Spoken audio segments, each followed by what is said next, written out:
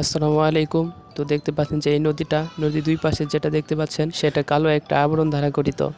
তো যখন এলাকায় পানির সমস্যা দেখা দেয় অঞ্চলে তখন পানি এখান থেকে ছেড়ে দেওয়া হয়, তখন সেই পানি দিয়ে আবাদ ফসল করা হয়। তো দেখতেই পাচ্ছেন, তো আমরা এখানে আসছি এটা দেখার জন্যই।